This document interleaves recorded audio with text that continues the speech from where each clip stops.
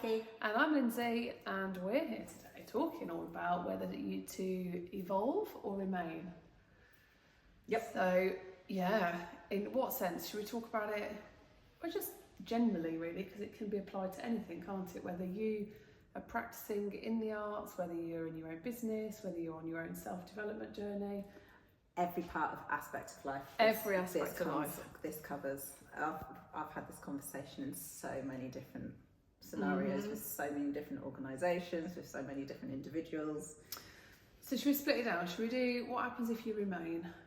Yep. Yeah? Yep. If you remain the same and you keep doing the same thing over and over again, what's going to happen, Becky? Go backwards. You think it sounds like you're going to stay in one place. You're not going to. You're going to go backwards. Yeah. Because everyone else is moving forwards. Yeah. So if you remain in the same place, in order to remain in the same place, you have to keep moving. Yeah. If you keep doing the same things over and over again, whatever it is that you're doing, you get so fixated on that, you almost lose what's going on around you, and you lose all the different developments that are going on as well. And suddenly you are stuck and detached from whatever it is that you're engaged with. So, yeah, if you stay, if you remain, you go backwards. Yeah. Or get lost a little bit down a hole. All sorts. Mm-hmm. But if you have to evolve, if you want to keep moving forwards, you have to evolve. Depending on how quickly you evolve, depends on whether you stay with the pack or go ahead. Yeah, we were talking about this yesterday, about there's this, I think this desire sometimes to keep moving really fast and keep doing new stuff. But if you evolve too fast and move forward too quickly, you burn out, you lose the stability, you miss some of those building blocks and those foundations that need to be there so you can keep building and evolving. I've got all the old little fables coming out at the moment. Oh, go on then, throw You've got the tortoise and the hare. Oh yeah, totally. Completely and utterly. Yeah.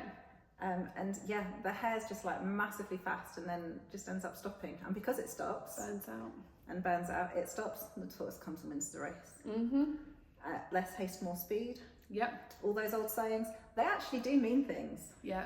And I think in our journey with BHVA, we can honestly say that that's happened as well, hasn't it?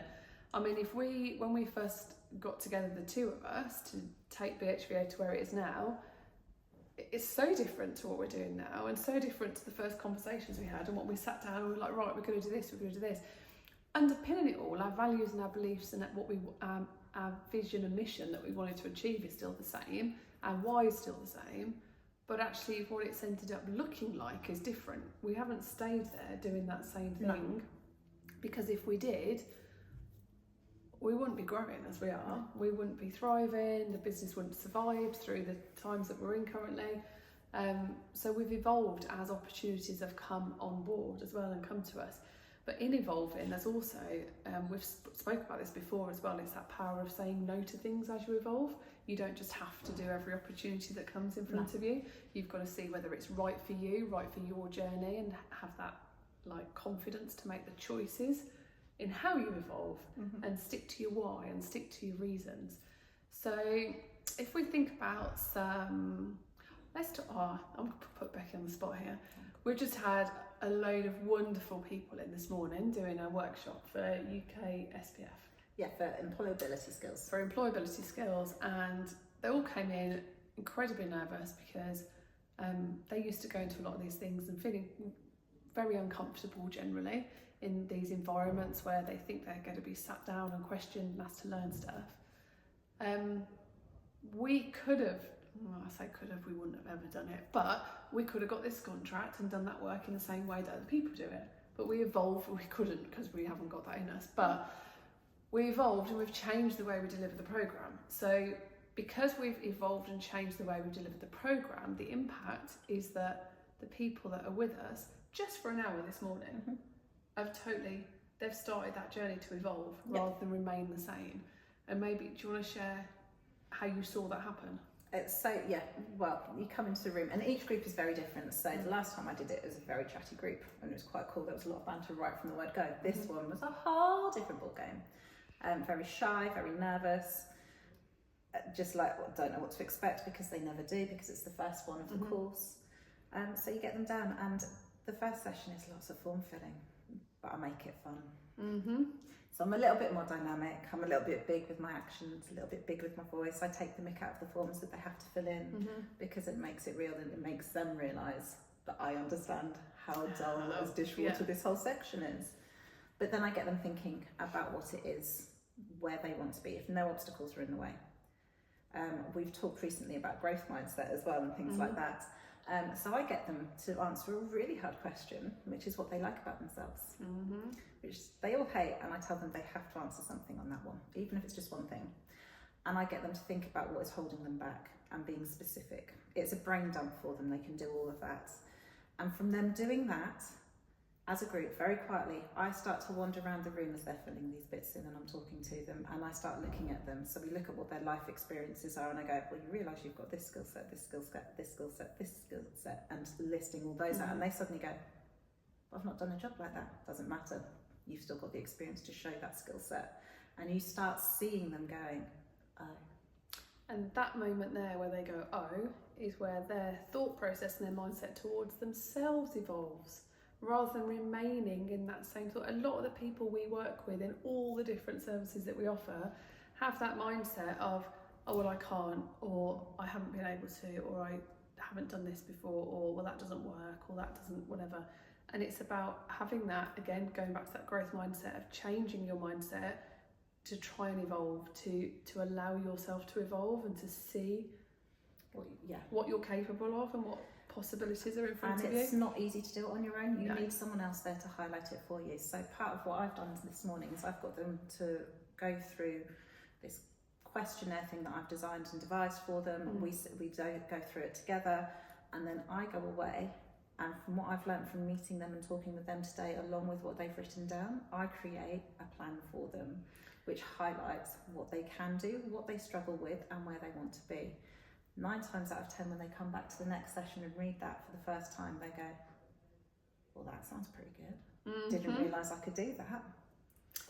And that's on a personal level about the person's journey, but we've done that as a business as well, when we've kind of gone, we've taken time out to go, right, hang on a minute, where are we at? We've done it with other people, being objective with us, asking us the questions, and sometimes to be able to evolve, you've got to bring an outside view in to question you, because you can not fight back, but when they're asking you questions, you can be like, well, no, that's wrong, we want to do it. Okay, then that clarifies it, and then you're clear about what bits need to remain to grow on. But also don't point out the things that they can see that you can't. Yeah. Because we can never see the goods in ourselves, not all the goods that we can do. No. Human beings are very critical. We're all our own best or worst critics, whichever one you want to say on that one. And you do need that external influence, not yes men. Yep. But you need to have people around you to go, well, can you see that you've done this, this and this? Yeah. Have you thought about this? There's our surgeon, this is a story that I heard. Okay. I don't know if you've heard this one.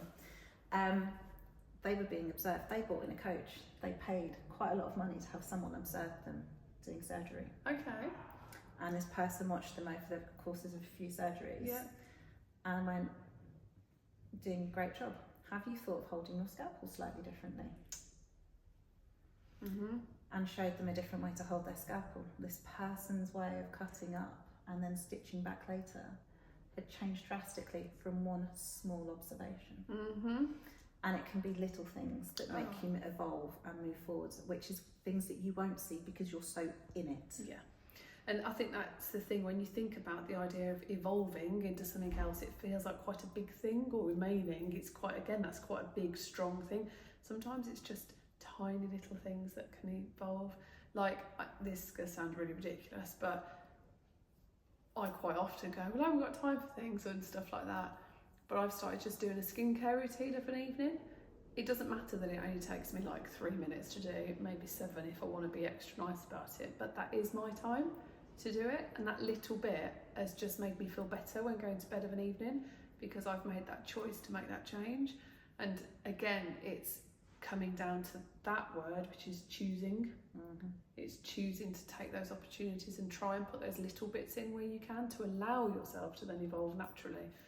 But yeah, it's totally about the little bits, not the big bits.